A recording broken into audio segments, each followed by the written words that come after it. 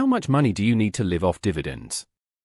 Have you ever dreamed about waking up one day, checking your phone, seeing money deposited into your bank account, and realizing, I didn't have to work for this? Imagine spending time with your family, traveling, building businesses, learning new skills, or simply enjoying life, while your investments quietly pay you month after month. That is the dream of living off dividends.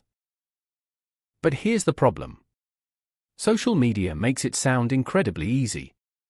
You'll see videos saying, invest $10,000 and retire. Or, buy these 5 dividend stocks and you'll never work again. Unfortunately, real life doesn't work that way. What is a dividend? Think about owning a business. Imagine you own a restaurant. After paying workers, buying food, paying rent, and covering expenses, the restaurant makes profit. You have 2 choices. Choice number 1. Reinvest every dollar back into the business. Buy better equipment. Open another location. Hire more staff. Or, choice number 2. Take some of the profit and pay it to yourself. Public companies work almost exactly the same way. When companies make profits, many choose to share part of those profits with shareholders. Those payments are called dividends. If you own 1 share, you receive a small payment. Own 100 shares, you receive 100 times more.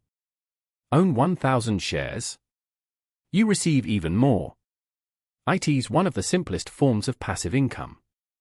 But here's something many beginners misunderstand.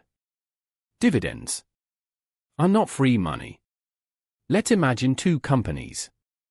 Company A earns $1 billion. Instead of paying dividends, it reinvests every dollar. Company B earns $1 billion and pays half to investors. Neither company is automatically better. One rewards shareholders with cash today. The other hopes to grow faster tomorrow. That's why companies like many technology firms often pay little or no dividends. Meanwhile, many mature companies pay regular dividends because they've already grown into stable businesses. Now here's the question everyone wants answered. How much money do you actually need invested? The answer depends on only 3 things. Number 1. Your yearly expenses.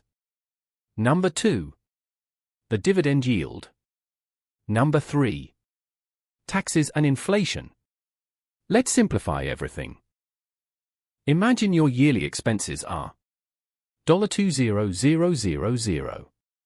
If your investments generate exactly $20,000 every year, congratulations.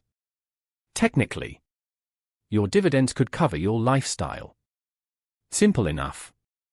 But how much money would you need invested? That depends on the dividend yield. Let's start with a 2% dividend yield. That means every $100 invested pays approximately $2 each year. So, to earn $20,000 annually, you would need around $1 million invested. Sounds like a lot? It is. Now let's increase the dividend yield. Suppose your investments average 4%. Now every $100 pays roughly $4 every year.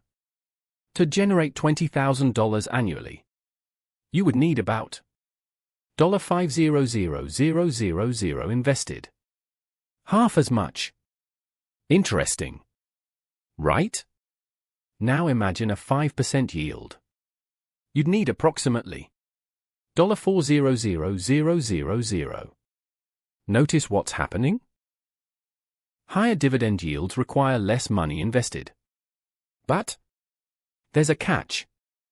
Many beginners chase the highest dividend yields they can find.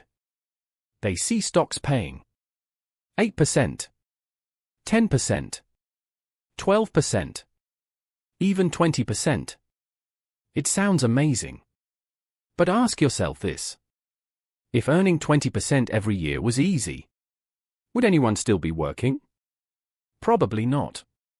Usually, extremely high dividend yields come with higher risks. Sometimes, the company is struggling. Sometimes, the dividend gets cut. Sometimes, the stock price falls dramatically. A healthy dividend isn't just about the percentage. It's about sustainability.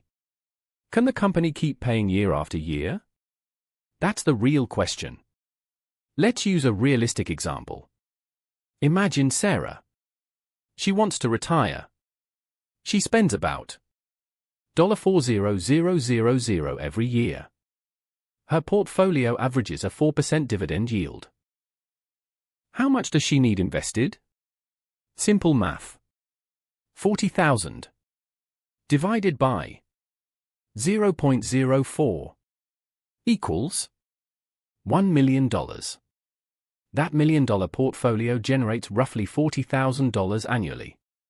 Now imagine James. He lives a much simpler lifestyle. He only spends $15000 each year. At the same 4% yield, he only needs around $375,000 invested. Notice something? The biggest factor isn't actually the dividend yield. It's your lifestyle. The less money you need, the faster financial independence becomes possible. This is why some people retire much earlier than others. It's not always because they're richer. Sometimes, they simply spend less. A person needing $25,000 a year reaches financial independence much sooner than someone spending $100,000 annually. Income matters, but expenses matter just as much. The more you spend, the larger your portfolio must become. Lifestyle number 3, the luxury life. Now let's meet Michael. Michael owns a beautiful home. He drives luxury vehicles. He flies business class. He enjoys expensive vacations. He spends around $200,000 every year. How much would he need? At a 4% dividend yield, $200,000 divided by 0.04 equals $5 million. That's why wealthy people often focus on building very large portfolios. Luxury lifestyles require luxury-sized investment accounts. Let's compare different dividend yields. Suppose you want to earn $40,000 per year. How much would you need? At 2% yield, you'd need about $2 million. At 3% yield, around $1.33 million. At 4% yield, about $1 million. At 5% yield, around $800,000. The higher the yield, the lower the amount needed. But remember, higher isn't always better. A company paying an unsustainably high dividend today may reduce or eliminate it tomorrow. Reliable income is usually better than risky income.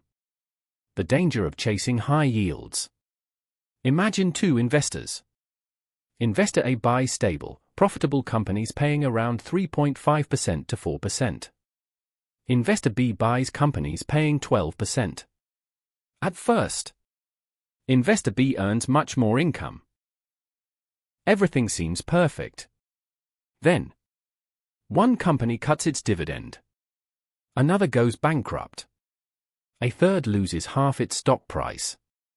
Suddenly, that impressive income disappears. Investor A may have earned less in the beginning, but years later, their income is still growing. Investing isn't about getting rich next month. It's about staying wealthy for decades. Don't forget inflation. There's another challenge. Inflation. Imagine you need $40,000 a year today. Will $40,000 buy the same amount 20 years from now? Probably not. As prices rise, food costs more. Rent increases. Healthcare becomes more expensive. Travel costs more. If your dividend income stays exactly the same, your purchasing power slowly shrinks. That's why many investors prefer companies that don't just pay dividends. They increase their dividends over time. Imagine receiving a raise every year, without asking your boss. That's the power of dividend growth. Dividends versus selling investments. Some people ask, why not just sell stocks instead of living off dividends? Great question. There are two common retirement strategies. The first is living from dividends. Your investments pay you cash while you continue owning the shares. The second is selling a small percentage of your portfolio each year. Many retirees use a combination of both. Neither approach is automatically better. It depends on your goals, tax situation, and the types of investments you own. The important thing is creating a plan.